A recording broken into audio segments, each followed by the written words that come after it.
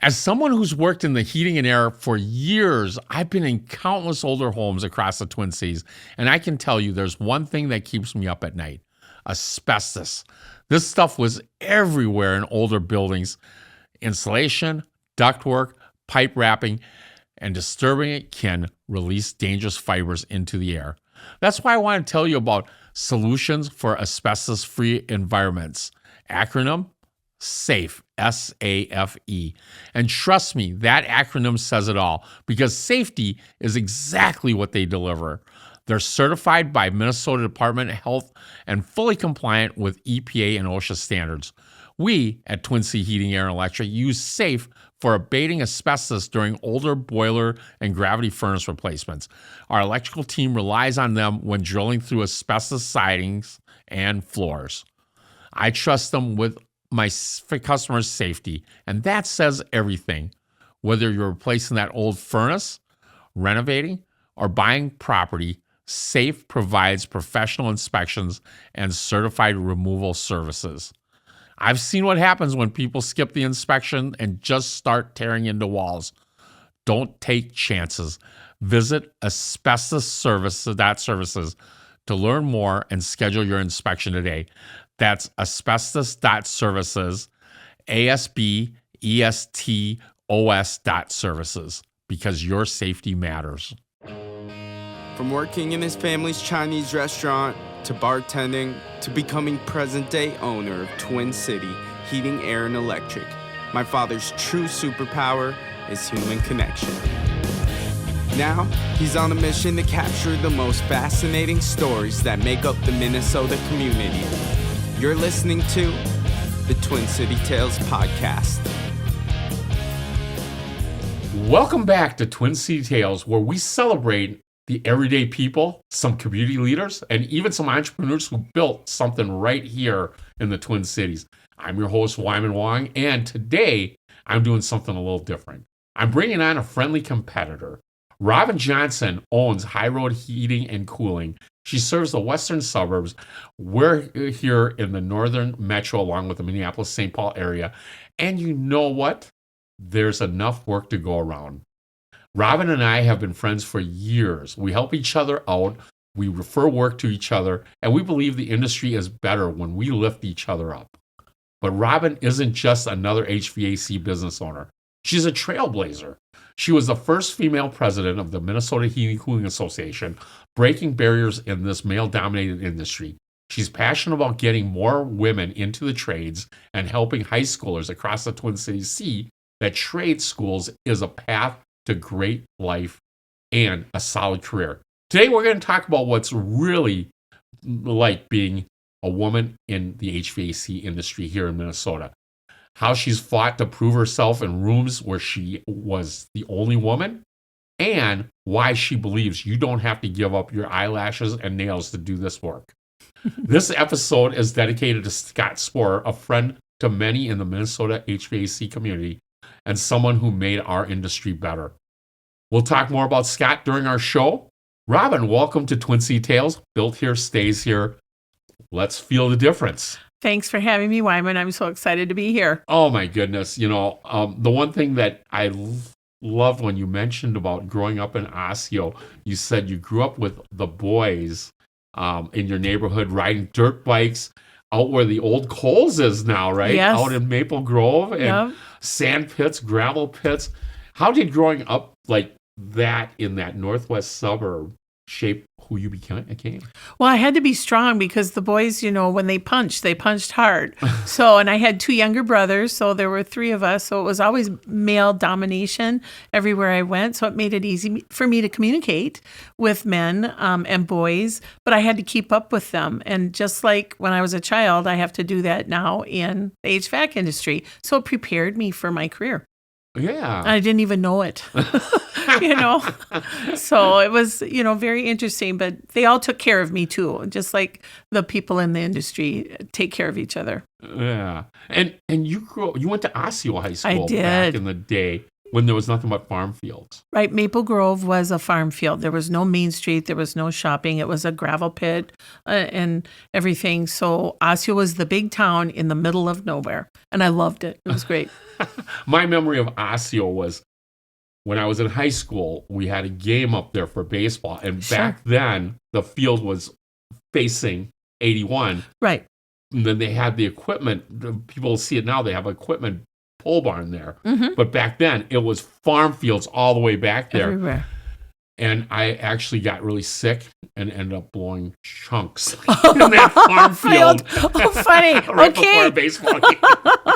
But that Only was you, when- Wymond. I know, exactly, right? But yeah, it's changed quite a bit. It's changed a lot. Right. And that old Osseo water tower, what a staple that is. Oh right? my Like, gosh, you yes. see And the it library. yes, Yes. the library. You recognize it right away. Right. Although they had that old train, like little, modeling railroad thing Yes. that was there for Yes. like the longest time. Right. Yeah. And the I think Catholic that's gone. Church, they still have the steeple on the assisted living house building Yeah. there and stuff. So, because the Catholic Church now has moved across the street, kind of kitty corner. You know, it just kind of hit me too. The Copper Kettle or the Oh, Copper Kettle restaurant. Best breakfast. Yes. And, Absolutely. And a gal that I used to work with at Sure. a place called Bennigan's on Highway 12 Oh, when it was called 12. Yes, that was a great place. Her name was Ann Donatelli, Okay. And her family owned that Donatelli. Oh, really? Okay. Yeah. Oh, they had the best breakfast. It was- Yes. yeah. Our neighbor was a waitress there, I think, for 35 years from the day it opened until, she had to retire or whatever. But yeah, it was a great place to go. And then the Dean's Market, the little supermarket. Oh, yeah, it's still Still there. there. It was the best place to go. Great prices. Yes, it was Oh, very man. fun. It was a great community to grow And up in. I grew up in Hopkins, and Oh, I yeah. just remember they were in our conference for athletics, and Sure.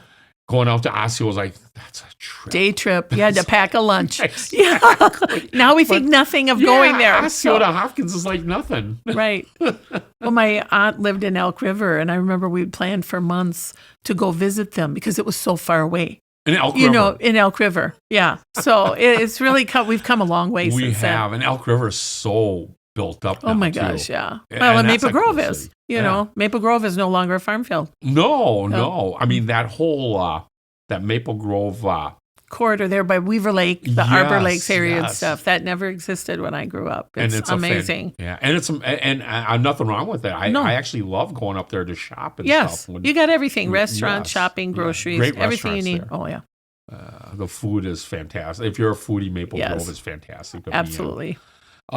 So, and you during that time, you wanted to be an interior designer from when you were a little girl. Yes. And what drew you to that? I don't know. I like color. I have no idea, but I just found that I was always, like when my girlfriends were playing with the Barbies, I was decorating Barbie's house. I wasn't really into the dressing or anything like that. I wanted to decorate and set up the lawn, with the fire pit or whatever. And I'd make things and I'd paint and stuff. So I went to college. I went to a 4-year college to be an interior designer, and I graduated with a design degree and a marketing degree. And I got out and found I hated it.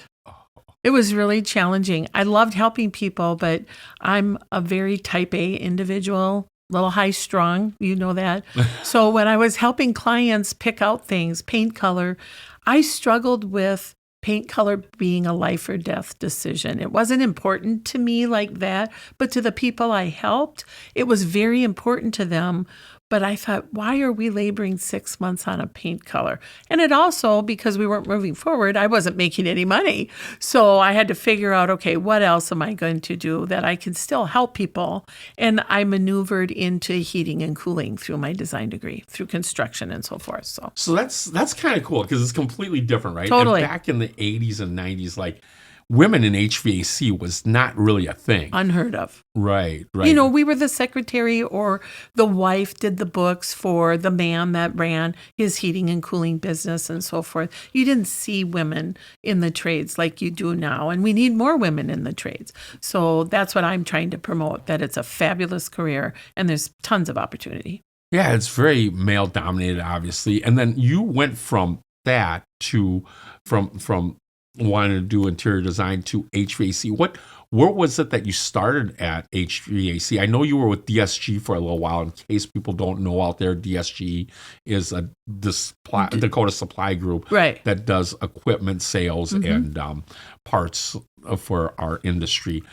You landed there, right? Or No, actually, they're a supplier of mine. What I did is I got into construction, actually, modular buildings, portable classrooms, and construction trailers. I needed construction experience to go work for a home builder that I wanted to work for and help people with their selections when they're building a house.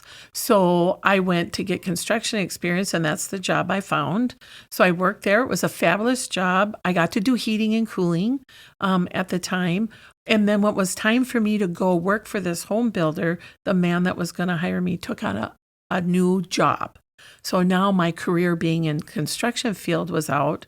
So I thought, okay, what am I going to do? Well, along comes Scott Spohr, who we're talking about, and his business partners, and they start doing my heating and cooling on my projects. And then one day they're like, do you want to come work with us and be our salesperson? So I went from the modular building and construction trailer industry to heating and cooling. And it's the best thing I ever did. Yeah. I love it. And it was the old Practical Systems. Yes, that you it was went Practical to. That's Systems. where you started. Yes. I worked there for several years. And then two of the men that worked in the field, one in install and one in service. And I broke off and started our own company, High Road Heating and Cooling, in May of 2007.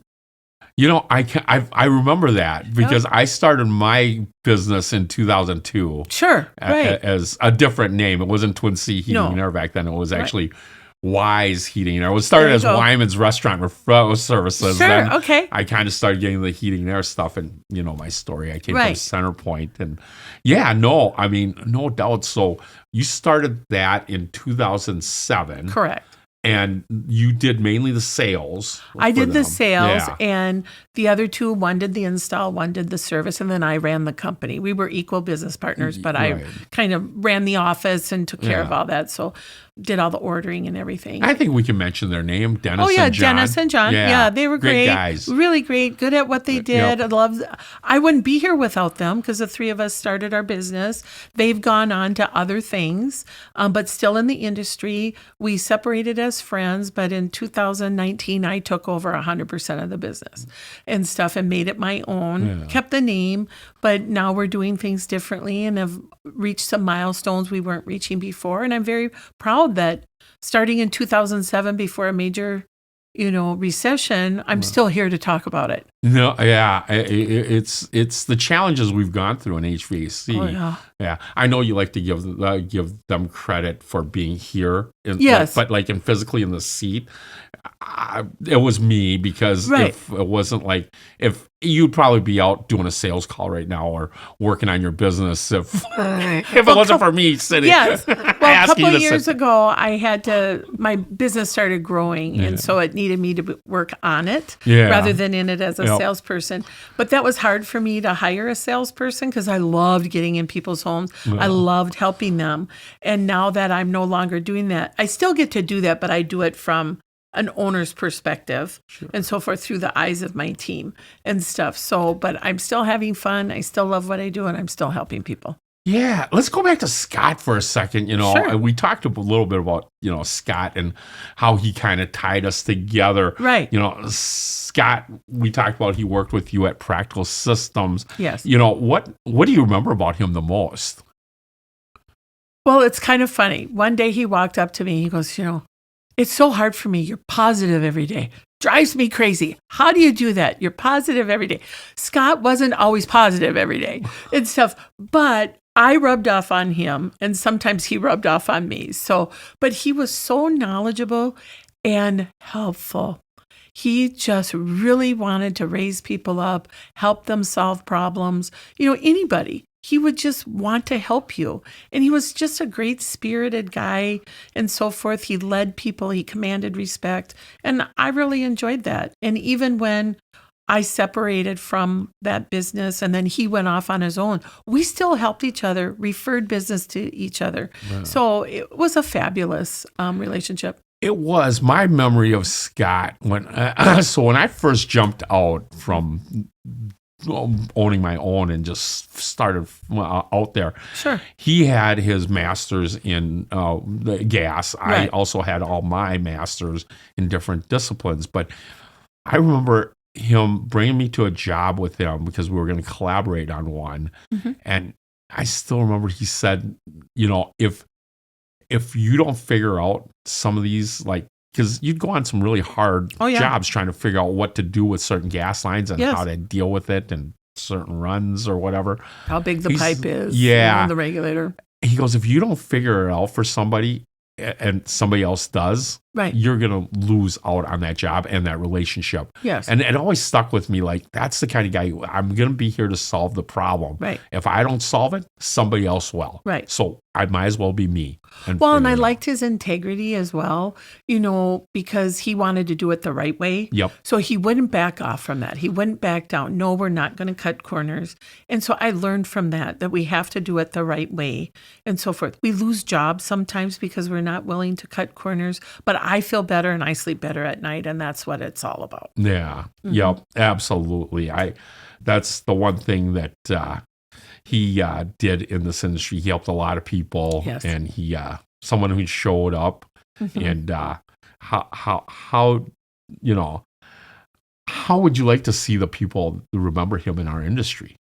Well, as just a helper, an innovator, he was always trying to find new things and new ways to do things as well, Yeah. and just friendly. And he would introduce people and bring us together. I think he's the one that brought you and I together, I and believe I'm so. grateful for that. Yep. And he's introduced me, because I was the female working with him, and we would go to trainings together, and everybody would be like, "Well, who's this gal with you?" And stuff.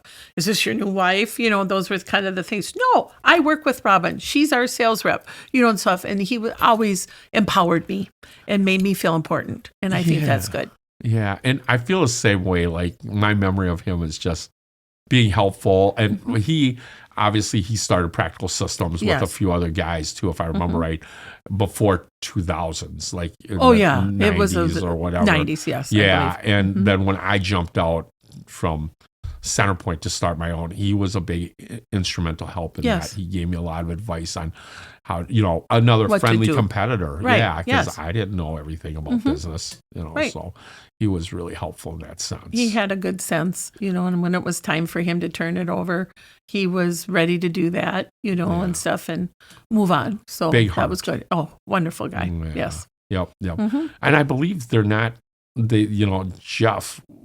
Jeff Klein. Yes, I who think took moved- over Practical Yeah, Systems. but he's from- also kind of, has he moved away from? Yes, he's moved out of the industry from what I understand. Yeah, because it ended up getting sold to a PE group Oh, of some yes, sort. a PEO group. Yeah, and so it's not as local as it once was. Right. And I believe it's Forefront Energy. Forefront Energy, Yeah. yes. So, and they Yeah. brought on, when I was there, it was just heating and cooling, and they've brought on other trades. Yeah. So with the industry. Yep. So they've taken it in a different direction, and it's a successful business. So Yeah, it's great. But PE again, I'm not excited about PE, and it's not because they're bad. I just feel like I'm obviously with this podcast, I'm a great lover of our area. I love Right. Minneapolis and St. Paul, Minnesota, how we grew up in.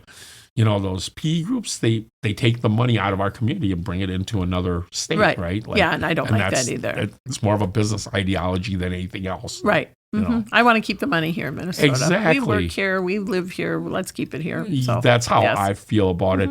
And that's our little thing about Scott. He was very local and just Yes. really, I do miss him. Yep, me too. But getting back into something that you're really passionate about is women in the Oh, trades. I mean, right here in Minnesota, talking about Minnesota, right? And you mentioned that back in the days, men would dismiss you. Customers would question you, what you know, right? Right. And how did you handle that? And how did you set yourself apart from that? Well, I actually had a gentleman. He's like, I was there to help him with the furnace and air conditioner. I walk in, the door, and he's like, what are you doing here? What do you know? He was questioning me and stuff. And I said, well, I want to really help you, but if I need to have a male counterpart here, I can get that for you. So we rescheduled the appointment. He thought the male was going to come and I wasn't going to be there. And so we showed up together, and he's like, what are you doing here? I said, sir, this man knows how to install the equipment. He doesn't know how to get you the equipment that's going to help your house, the comfort of your house, efficiency, and meet your budget. That's my expertise. But he knows how to install it. And you want to work with him, that's fine. But he needs my help to help you. And then when you do the deal and choose to purchase with us, then you'll work with him. Oh, okay. We got one of the biggest sales we've ever had from that gentleman and stuff, but we worked it together. But part of it is, as a female in a male-dominated industry, you got to be open to those situations. You cannot be offended by it. You have to just attack it, make it a positive situation, and move on from it, Yeah. And it was always a challenge for me, and being a type A person, I'm going to win that challenge. And so that was always my goal, was I'm not going to let a male-dominated industry keep me from doing what I like to do and stuff, or be offended by it. So that's what I keep doing. There's room for women in our industry, and we're seeing more and more, which is fabulous. Oh, there's lots of room for women. I would love to see more women in our trade. I think, I truly believe people are meant to connect, right? And of course, sometimes there's challenges in that connection because they don't have they don't see eye to eye. Right. I think is the best way to put it. So I always remind our guys, or even myself, when you're like sitting at the table and you're discussing somebody's heating and air or their issues. I think even this day, some of the older salespeople will try and just educate the man at the table, right? Correct. And they'll forget to look at the female. But they don't realize, like, the woman of the house probably makes most of the decisions. Yes. I know that happens in my house. Oh, yeah. It happens in my house. My wife does make the decision. Yes. She might not say anything, and she's not the outspoken one. Right. But she's the one that's watching. She's the one that's listening. So you never want to disrespect the woman. Correct. But on top of that, though, when you're a woman going into that, you have that instant connection with that. I mean, it's just, I don't mean to sound like prejudging, but you have that gives you that 5% connection more than the guy does right away too. So, well, and when we're talking about comfort, women are hot. When we get into our 40s, we start getting very, very hot. Well, I can relate to that. Yeah. So I can talk to the female, and then I can explain to the male that's in the household I can tell him, are you experiencing this? Are you experiencing this? He's like, yeah, how do you know that? I go, because it's happening in every household. Do you want to solve that issue or confrontation you and your wife are having? Yes. Okay, then you need to do this. Yeah. So it gives me an edge sometimes when I'm working with the right clients, as the same as a male might have a better edge in other situations in our industry. But if we work together, we can solve problems for people. Oh, for sure, sure. And, I lost my train of thought there for a second, but I remember what I was going to ask you, because it's interesting, because we're both owners, and we're both like, what is our messaging, right? And one of the messages, it bugs me more now than it's ever been, but I've seen like other, not just in this part of the country, but other parts of the country where they go, is your wife hot? Yet, and it'll have like some gal in a bikini, and they say, well, call us for your air conditioning needs, right? Yeah. Like, does that offend you at all, or does that kind of like, oh, God, why does that have to happen? Well, I use that. Is your house hot flashing? But I don't put a girl with a bikini on it. I have a house that, is sweating or whatever. So, but if that's what that company wants to do and they think they're going to get business that way, great. Yeah. I probably wouldn't call them, because of the girl in the bikini. Yeah, if they did it a different way, it would work. I always thought that was a weird edge to take. Yes. I mean, that might have worked in the 30s and 40s. Right, yes. But today, not so much. I don't think so, because the women is making the decision, right? And now you're objectifying me. That's probably not the best way to go in your marketing campaigns. Right.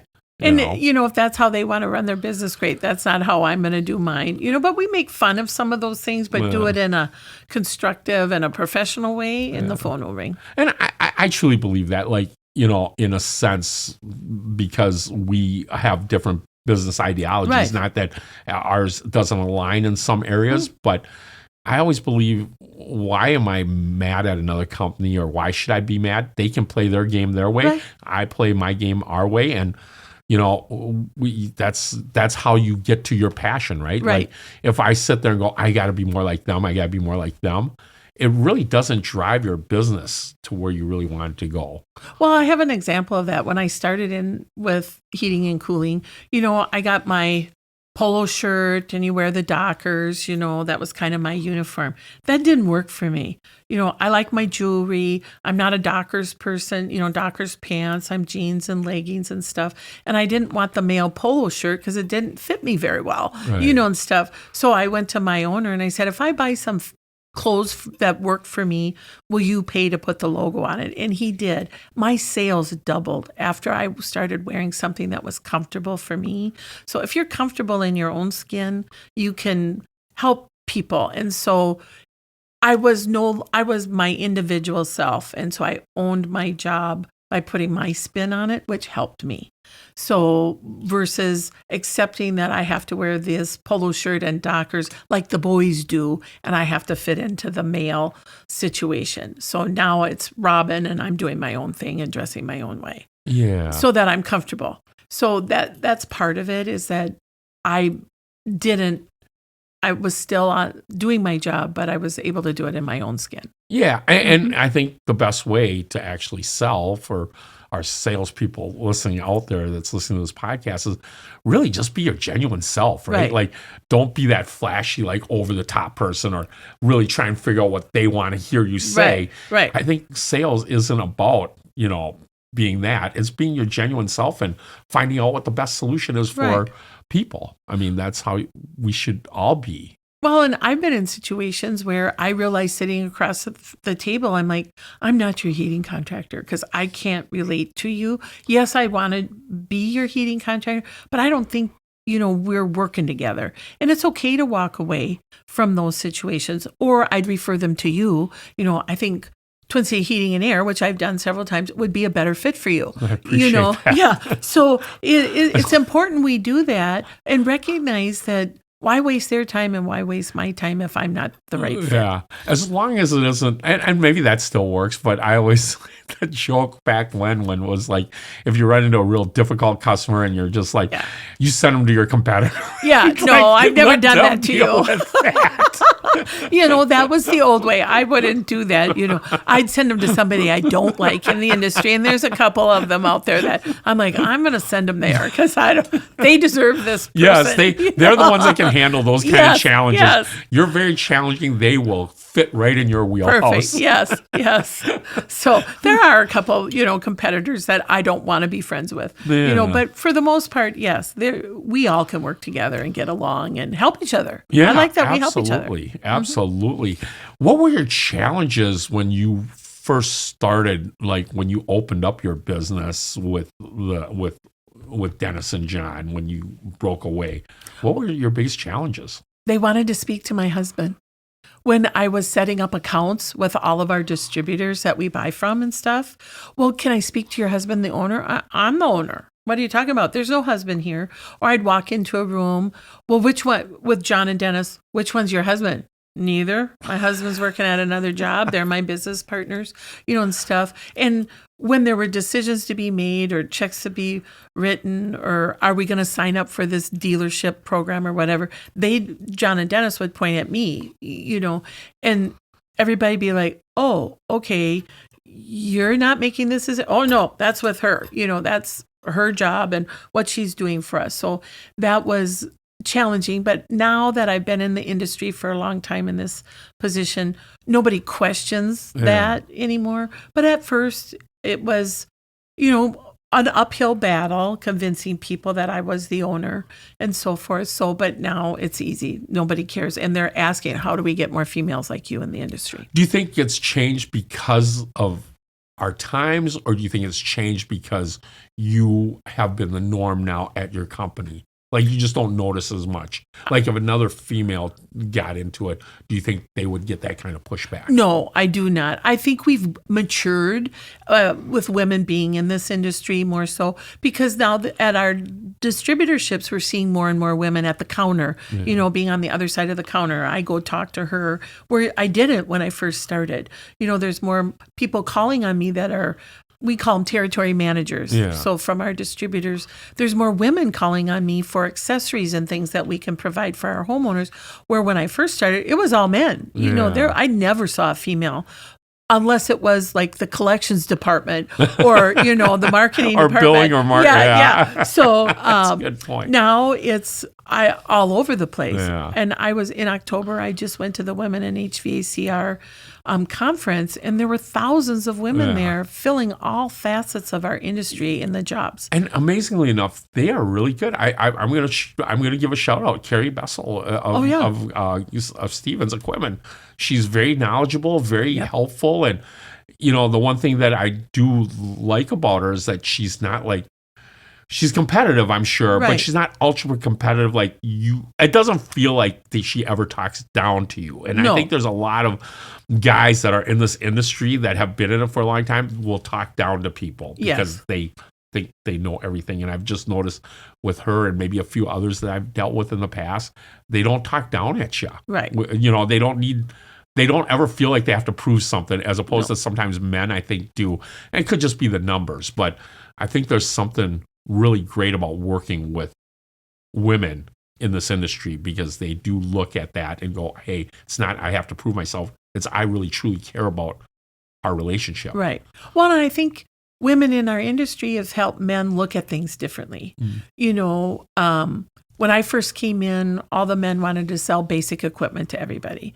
So now I'm going in and I want to solve a problem. Not only do I want to sell equipment, but I want to solve the problems you're having in their house. So I went to one of our dealer meetings that we had for one of our brands, and I was getting all these awards, and everybody's like, what the heck is going on?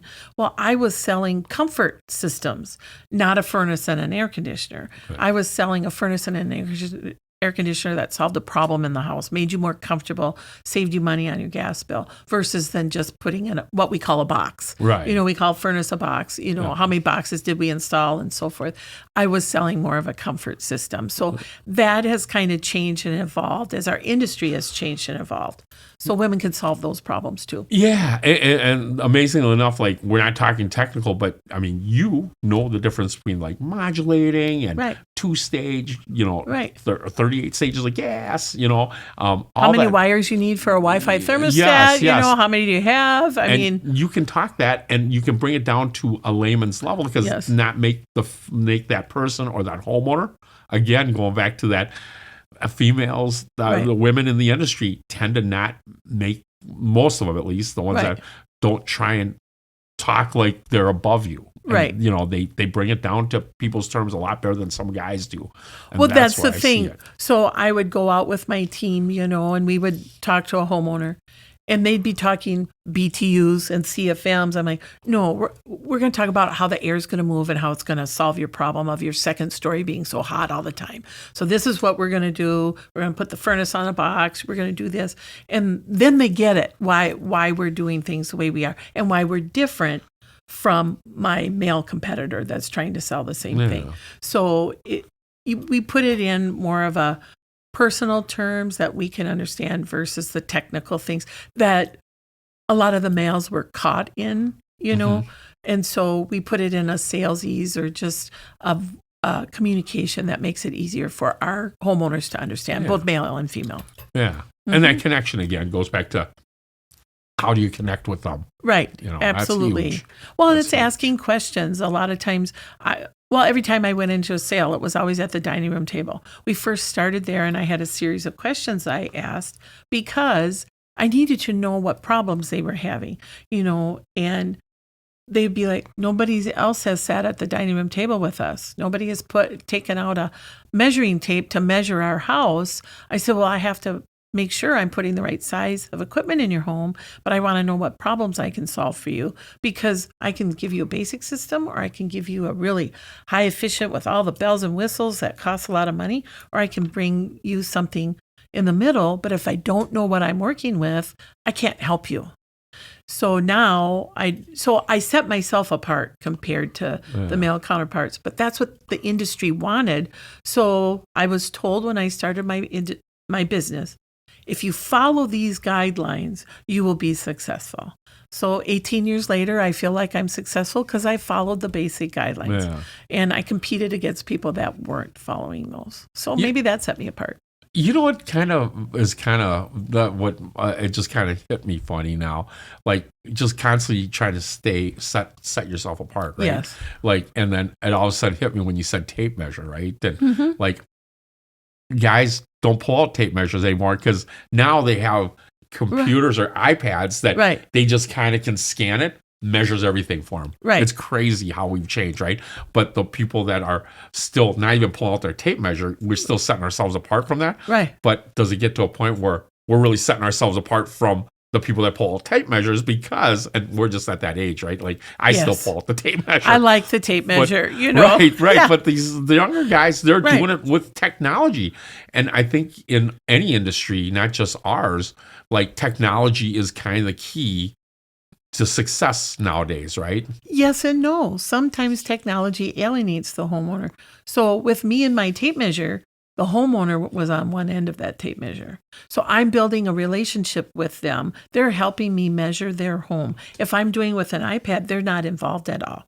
If I'm just snapping a picture of a measurement. So that helped me. Now, my team, I'm out of the field. My team is doing more of snapping the picture for the measurements with their iPad because time is money. And so, and people don't want us in their home for 2 and 3 hours. That's true. They give us half hour, 45 minutes. So we got to move and get our information and build a relationship there. So we have to be more efficient. So you kind of do the self-checkout thing too with your homeowners. Like, here, you got to help me hold this in. Well, I did just to build a relationship. And some are like, do I have to? No, you don't have to. I just, if you want to. And half of them would participate, half wouldn't. But it was something the industry suggested we do to build a relationship. So I tried it. It worked for me. Yeah. Set me apart. Yeah, and I didn't. I don't think I ever tried that technique. Like say, hey, can you hold this? But maybe I should. Would you like self checkout, or would you like to check? There you go. Would you like me to do this? Yes. Do you want to go? Right. There you go. Okay, self checkout. Right. I can take off $1 off this job. Right. There you go. Because you're helping me. Yeah. But a lot of people wanted to know what I was doing. Yeah. And plus, I was the only contractor that was in there that was actually measuring. Yeah. So, and we measure, just so everybody knows, to make sure we can size the equipment correctly. Oh, for sure. Your home. And there's a transparency thing right there, yes. right? Like you're very transparent on everything you're doing. Right. And transparency is one of the things that builds trust. Correct. And that's huge. Well, we have a couple of guarantees that I know you have, but a lot of our competitors don't. And the only way I can give those guarantees is make sure I do my job on the front end and get all the information so that I know I've got the right size of equipment in the house for their comfort. Yeah. Mm-hmm. And that's huge. I mean, just big time. Making sure you're doing the right thing. Right. That's what sets us apart, right? Yep. I think we touched on this a little bit, but I still remember you saying like women have been harder on you than men sometimes on certain jobs here. Yes. Would you say to that the women who aren't lifting each other in the trades? Right. What would you say to that? Well, it was more not so much women in the trades. It was more I'd go to a customer's home and the woman would be like, what do you know? Should there be a man here doing this? And I had several of them ask me that. And I'm like, no, they don't need to be. They're good at what they do. This is what I'm really good at. I know what I'm looking for to make sure I'm giving you the right equipment and sizing it right for your house and stuff. But it was very interesting how they would question my knowledge or, are you just the secretary that you couldn't get any? I had one woman say, so you couldn't get one of the guys here to help me out? I said, we don't need it. Right now, the guy doesn't need to be involved. I can be. Doesn't matter if I'm a male or female. The information I'm gathering is the same to help you make the best decision for your comfort and your budget. Oh, okay. But she thought I was just a secretary. And I got that quite a bit in the beginning. I don't get that anymore. It's just really minimized itself now than it was before. But again, I'm older. I've been in the industry for a while and stuff. So I'm more mature. And, the funny thing is, there's somebody that I'm going to be having on this podcast probably in February or March. Sure. Her name's Connie Hargis. She ended up being one of the upper echelon supervisors at Center Point Energy Minigasco. Sure. Okay. When there was a Minigasco Right. back then. I think it's just Center Point now. Yep. She was a trailblazer. Yes, she was. But she was actually started there in the 70s. Wow. As like a meter reader or the Sure. mailroom. Yep. And a posting. I'll let her tell a story, but I'll keep it short. But she signed in to be a service technician because they would train the service technicians at Center Point back then. Right. And she got out of there having that service ability. It was wonderful. And she would go into the houses. And this is how far we've come. Women would kick her out of the house because they would say, "You're taking a man's job. I know. You cannot be taking a man's job. I do not want you in the house." Right. Yeah, we've come a long way. Yeah, you're taking food out of somebody's family. Right. Like women, don't they need to feed their family too? Mm-hmm. I mean, we have come so far. So far, yes. Yeah. So, but you have to educate the women that are a little blind to, helping women out. So we've come a long way, and I think it's great. Yeah, and I know one thing that you've been doing quite a bit is talking to women, girls, right, and high that school are becoming students. women, right, in high schools. I love that. Yes, I've went with you on a couple of them, and right. You really have a passion for that. That's what I love about you increasing our industry. These girls, you told me that this one girl told you they didn't know that you can work 7:30, raise a family right here in the metro, and maybe even have a part-time job afterwards, right? Right. Most of them are shocked. And so why don't more young women know this as an option? I don't think anybody's telling them. And I think our students now need to be their hands held and directed a certain way. So the goal is when I go into high schools, I talk to all the students about trade school as an option rather than a 4-year degree and stuff, and that there's scholarships available and so forth. But that a female, this could be a fabulous career for them, a service tech or an installer. You don't need to be a bodybuilder. We have tools to help you lift the equipment and so forth. And it's not a filthy job. It's never been on dirty jobs with Mike Rowe. Right. So, yes, there's going to be days you're going to sweat. There's going to be days that you're going to be cold. But then there's beautiful days that you're working at somebody's house, and they've got a pool in their backyard or whatever. My guys have been invited. Come, we're having a pool party on Saturday. Come, and stuff. And so, but you still can color your hair. You still can do your nails, put your lashes on, be a female in this job, and people will embrace you and so forth. But you can still raise a family. Most of our people, as you know, work 7:30 to 3:30, Monday through Friday. Yes, we have times during the year where we're working big hours, long hours because it's hot or it's very cold. And sometimes you got to work on a weekend to help somebody, but not all the time. Right. So you can have a life outside of your job. You can get a part-time job to get ahead if you want. You could be a waitress or a waiter. You can work at Home Depot or whatever and support yourself and make more money. But this is a great paying career. And kids just don't know about that. Right. Because their parents grew up in the age where being a plumber in the HVAC industry, it was kind of not really well thought of. Yeah. But the pandemic proved that we're essential.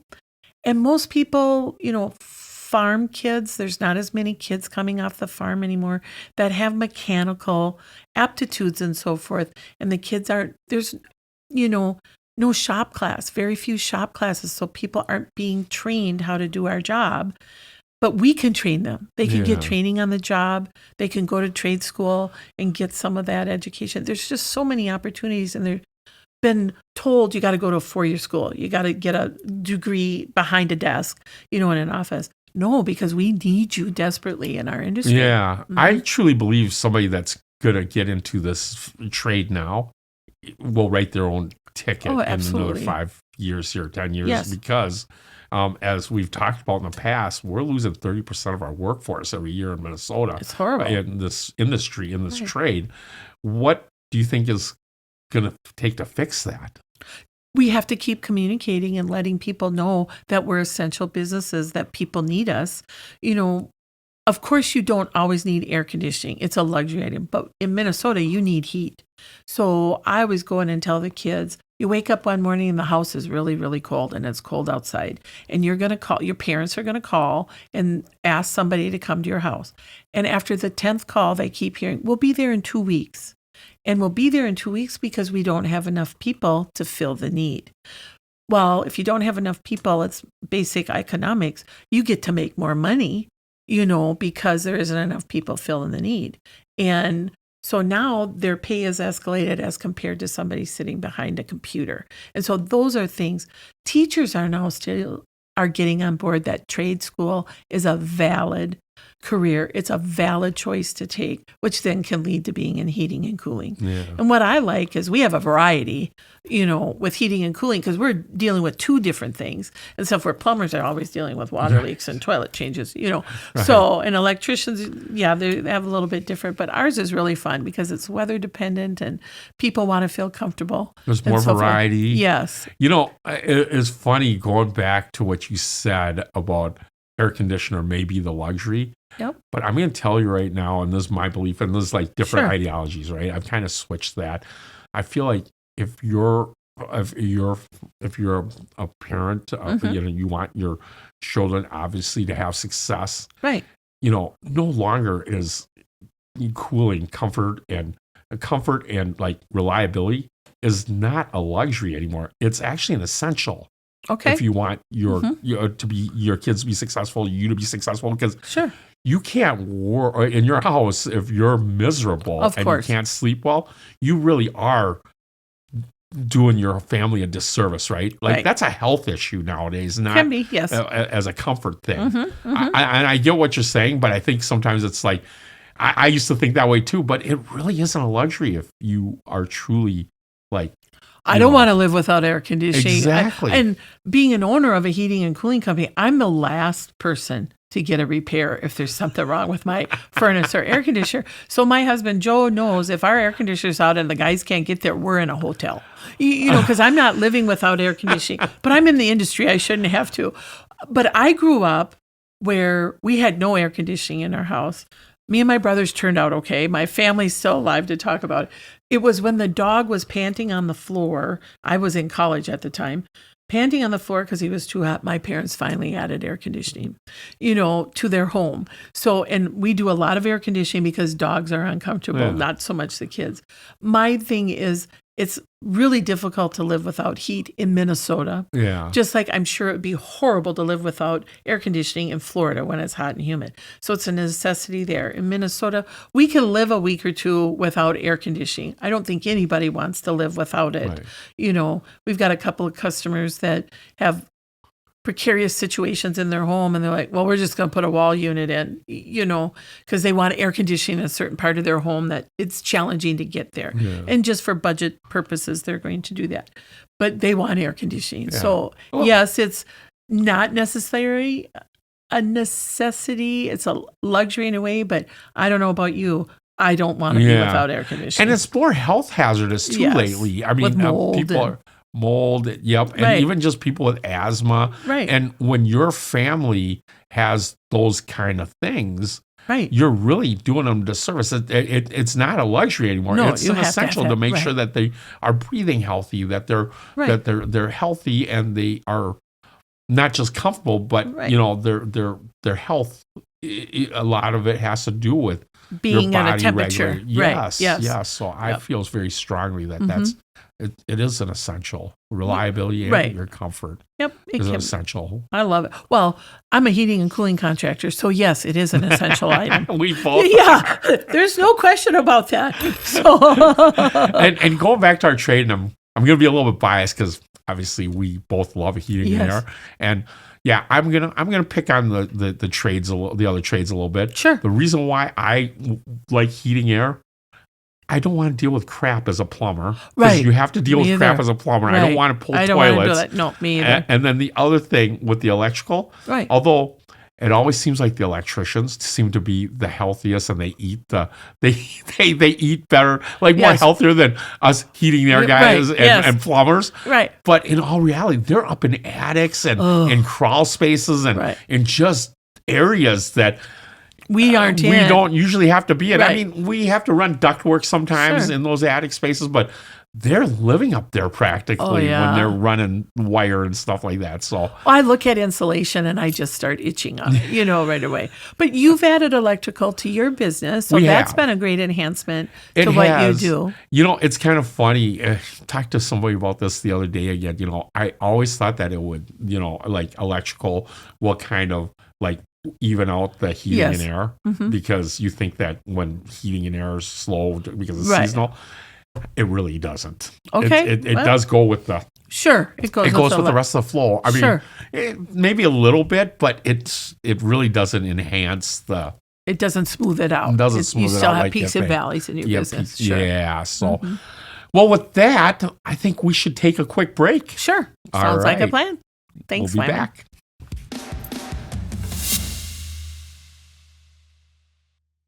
Anoka Meals on Wheels, a nonprofit organization that I proudly support, delivers more than just nutritious meals to seniors in our community. They deliver connection, care, and peace of mind. Their volunteers don't just drop off food, they check in, share a smile, and ensure our neighbors know they're not forgotten. I know because I am one of those volunteer drivers. Help us keep serving those who need it most. Visit mowanoka.org to volunteer, donate, or learn more about Anoka Meals on Wheels, nourishing bodies and spirits one meal at a time. Tired of lugging heavy bags of water softener salt from the store? Twin Sea Heating, Air, and Electric now delivers premium water softener salt right to your home in returnable, reusable 20-pound containers to go green and light it up to save you from injury. Serving the north suburbs, we're your neighbors who know how hard our water is. No more running out of salt and dealing with spotty dishes and stiff laundry. Quality salt, reliable delivery, local service you can trust. Because at Twin Sea Heating, Air, and Electric, we don't just keep your home comfortable, we keep your water soft and your life easy. Twin Sea Heating, Air, and Electric, now with water softener salt delivery. Call today or visit us online. If you're enjoying this show, we'd really appreciate it if you could take just a second to hit that subscribe button. It helps us reach more listeners here in the Twin Cities. And if you're really feeling generous, leave us a rating or a review. That would mean the world to us. And it really does help local businesses and people really get to know that person, and makes a huge difference in helping people discover our show. You can find us wherever you get your podcasts, and don't forget to follow us on Facebook at Twin Sea Tales for behind the scenes content, episodes, updates, and more. And then we're back with the fabulous Robin Johnson and your husband, Joe. Fantastic guy, by the way. And you said earlier that he worked a separate job, and Yes. now he works for you, handling all the Yes. permits and Right. He making runs my office. He runs the office, which Yes. is kind of funny because we Right. talked about like people expect the guy to be out running the jobs Right. and the woman. So Well, it's funny because in his career before this, he worked in group homes. So he worked with all women. Okay. And I've worked with all men. And we had always said he's never going to be an employee at High Road. We've always thought it would be better to be separate. But we've, when COVID happened, things changed in his industry. And I needed his help. I needed somebody I could trust Yeah. at the business. So he joined us, and it's been working out really well. But we have hard and fast rules on how we handle work-life balance and stuff. So we make it work because we stick to our The rules. Yes. Do you have it written down so you can like? It's pretty easy. If we ride together, which is very rare that we do, on the way to work, we can talk about High Road. On the way home, we can't. When we're at home, if we need to talk about the business, we take a meeting in the garage. It's heated. There's no air conditioning, and there's no table and chairs. So we're not out there very much. But we want to keep the business outside of the confines of our home. And then at work, the only thing we talk about really personally during the day is what's for dinner. So, and it's worked. It's keeping us. We did turn our second bedroom in our home. We have a 2-bedroom slab on grade home. We turned that second bedroom into a den. So, because we have open space, that was too much hanging out together. So now one of us is in the den and the other one's in the big room with the kitchen and stuff. So who's ever cooking is in the big room. I got to ask you, does that subject come up every night? Like, what's for dinner? What do you want for dinner? It's the biggest challenge I have is what's for dinner. So let me give this message really quick. Okay. Honey, if you're listening to this, we're not the only ones that ask what's for dinner tonight. So, honey, tonight, what's for dinner? Yes. It's true. It's the biggest challenge I have. It is. It's our biggest challenge, and we can't always agree, Right. but we make the decision, and we just do it, right? Yes. Yeah. And sometimes it's just like, let's just do cereal tonight. Right. That'll Or popcorn. Or I'm popcorn. moved to I'm good popcorn. with popcorn. The protein will be the butter. Right. Exactly. Yeah, Dan, you won't understand that at this age right now. Yeah. You guys are still having fun and young, but when you live together for a while and you're married, I think Right. that's like your one conversation that's very like consistent, right? Right. Death, taxes, and what's for dinner. Exactly. Yes. Too funny. I So love it. These are the pictures that your wonderful husband Joe sent us. Okay. And I'm going to start with the first one. This is you. You were a cutie back then. You are in like a wide lapel shirt. Oh my with God. Yes. And look at that very hair. 70s. Yes. Okay. It's very funny. That's my 5th grade picture, school picture. And I had very long hair, but it was very thin. And so my mom curled my hair for the picture and just prayed, because you didn't have product back then, Yeah. just prayed that it would stay. And it did, because I got a little curl, but I have straight, thin, fine hair. And so it's kind of funny. And they embrace the curly hair. Yes, Then, yes. rather than straight. But now they embrace the straight hair. Yes. So things change, right? Right. Well, when I cut my hair finally, it was when it was my confirmation. My hair was curly, because it was very long and it like the weight was lifted, and so it got curly a little bit. But now as I've gotten older, it's thin and fine and not so curly. It's flat. I got to work at this. A lot of product. Yeah, I think as we age, we get Yes. that, like, I don't know. I got a picture snapped on the back of my head, and I'm like, I'm going bald. What the heck? Yeah, but the best part is you don't have to see it. When you look point. in the mirror, you don't have to worry about I it. have to admit, I don't think I'll ever do a comb over. I think that's the Yeah. worst Oh, I hope look not. ever. It's awful. I think I Yes. would just shave it all off Might at as that well. point. Yep. Just embrace it. Yep. Shine it up. That'll be great. Yes. Exactly. And Michael Jordan made it cool. So Yes, he did, which is great. this one Oh, looks it's my like you were in high high school school. Was that graduation. your high school graduation? That's Really? my high school graduation picture. Man, yeah, and I Yes. think we're just older, so we don't always judge age really well. I'm Right. like, I didn't think that was your senior year. You didn't Yes. look like a senior. Okay. Yep, I'm pretty sure it's one of my senior photos. Okay. I have different. There was a different one yeah, for my that's senior year. I don't think Joe found that. He must not have found that. But so this is one. I wore a couple of outfits, which Yeah. you really didn't do back then. But I had a couple of I think- outfits. I think. Oh, you're right. We didn't. I just No, remember you brought mine one was just shirt. one Yeah, suit. yeah. I That was brought it, a two. suit. Yep. I think women, girls, and Maybe- I graduated in '83, so they 84. might be a nice dress, and then they Yeah. might do a suit. Right. But nowadays they get all crazy. They're like, Oh. I'll carry a basketball out there with me, Right. a skateboard. They're out in a and- farm field. Yes. And they're at this and stuff. It's quite a production. It so. is. It Mhm. is. But hey, you know, Yep. those are memories you can never get Mhm. back, right? Right. So, high school. High school, Osseo High School. And yep. quite the sweater there. That was fashionable back then. Absolutely. And a lot of the blouse I have on, I made. Oh, okay. I used to make my own clothes when I was young. So that's when fabric was very affordable. Yeah, You it know, and isn't time was anymore. cheap. Yeah. No. I mean, I think which one just went out of business? Michael's. Joanne's. Joanne's. Joanne Yeah, you Fabrics. can't Yeah, do which that is anymore. sad. No. Yeah. Mm-mm. It's hard to find fabric nowadays. Leg warmers or no? Oh, of course, leg warmers. You had to fit in. Of course. And they're coming back. Are they? Yes. No. I've started seeing them with, if you want to extend your little shoes, you put on leg warmers. Oh, So, really? yeah, I've seen a couple things on that. I'm like, no, I don't gotta bring those admit, back. the first time that I saw leg warmers was on Flashdance, or Of where- course, yes. maybe it wasn't the first time, but that's what made it like Of course, very that popular. is like the hottest thing ever. Right. I want to marry a woman With leg and leg warmers. Yeah, we all wore them. So we all want to marry Wymond. Yes, yes. Oh my gosh.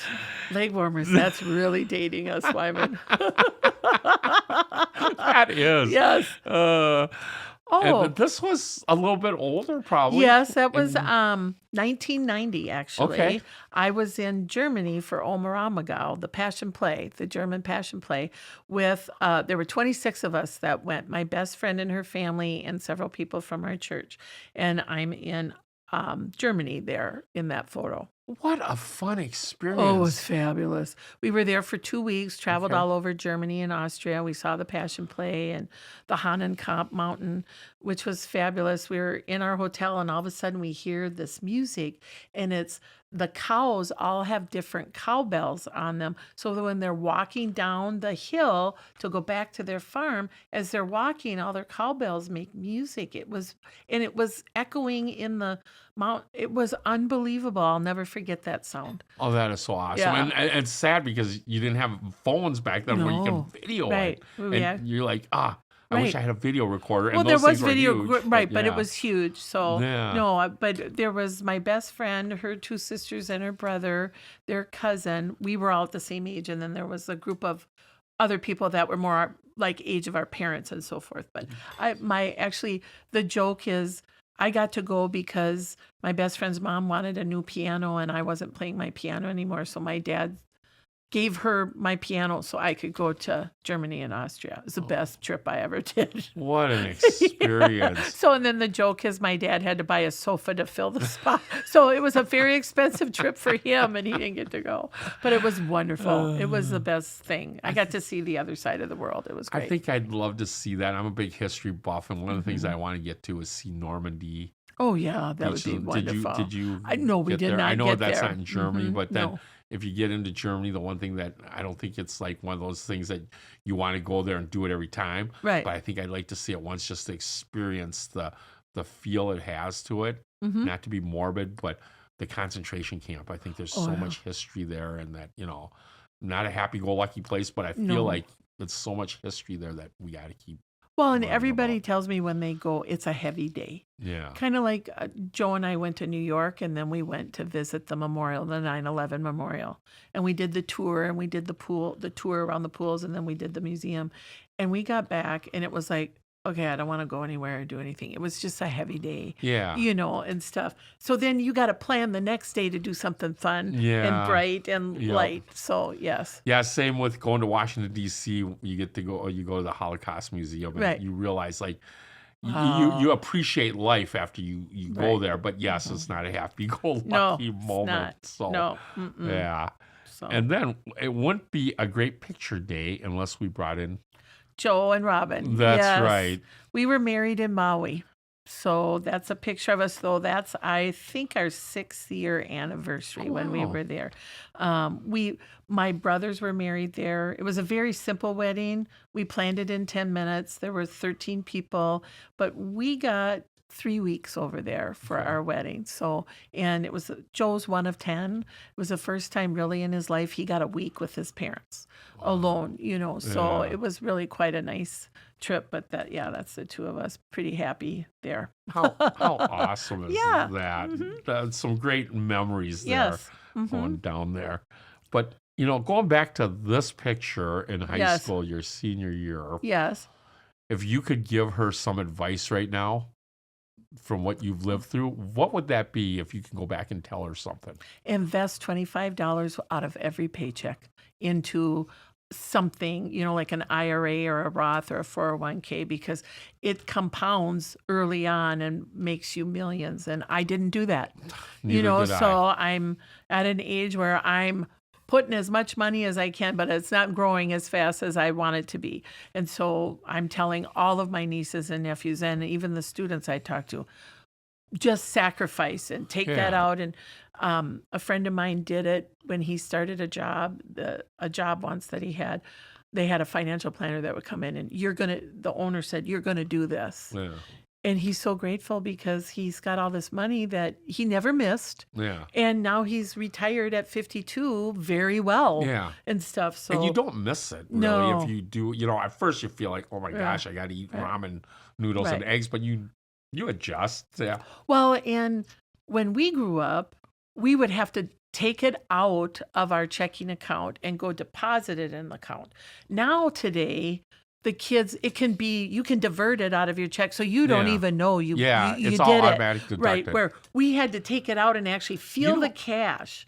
I don't remember you're right. Yeah. I think you're right, because I remember starting to do that in the 80s. Right. And I actually had to physically write a check and send it in. And that was hard to do, because I want to top or I want to go out with my friends, or stuff. And I really don't have to send this in. Yeah, because, no. I'm just going to keep it, bonus myself this week, Yeah. Because we didn't have coffee shops or anything. I don't know what we spent our money on, but we spent it on something. We found, always. But still, I would invest as a young person. The minute I start my job, part-time job, whatever, figure out how to get an account and deposit it in there. And a lot of companies like here, for us, I don't know about you guys, but we match 401k. Yes, we do so, too. Yes. That's the best way to take advantage of it. Right. I highly, and I'm the owner, right? I'm helping pay for that. Right. I say take advantage of it because I want them to live well. Of course. We want all of our future. people to be successful. And the best way to do that is start putting a little bit of money away, and it starts becoming big money in a short period of time when you start young. Yes. Yeah. It's, yeah. So that's our picture part of that our was show. Fun. Did I you love like that? that? Yeah, I Brought love you down that. a little memory lane. It's kind of scary. I'm just surprised. You I weren't remember sure. what I did.